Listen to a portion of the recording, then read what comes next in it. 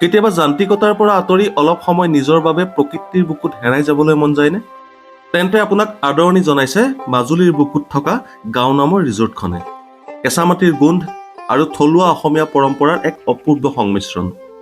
আপুনি ইয়াত পাব সম্পূৰ্ণ গাঁৱলীয়া পৰিৱেশত নিশা কটোৱাৰ এক সুন্দৰ অভিজ্ঞতা। বাঁহ বেতৰ কাৰুকাৰ্যৰে নিৰ্মিত একেবাৰে আৰামদায়ক কটেজসমূহে আপোনাক দিব এক অন্য মাত্ৰাৰ শান্তি। গাঁও নামৰ ৰিজৰ্টখনত কেৱল নিশা কটোৱাটোৱেই নহয়, ইয়াত আছে জিভাৰ পানী পেলাই দিব পৰাকৈ থলুৱা খাদ্য।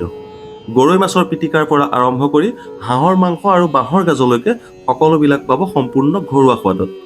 প্ৰকৃতিৰ মুকলি বতাহত বহি এই জুতি ল'বলৈ নিশ্চয় আপুনিও ভাল পাব। ব্যস্ত জীৱনৰ মাজতে অকণমান আজৰি সময় উলিয়াই এবাৰ আহক এই গাঁও নামৰ ৰিজৰ্টখনলৈ। আপোনাৰ মাজুলীৰ যাত্ৰা চিৰস্মৰণীয় হৈ থাকিব।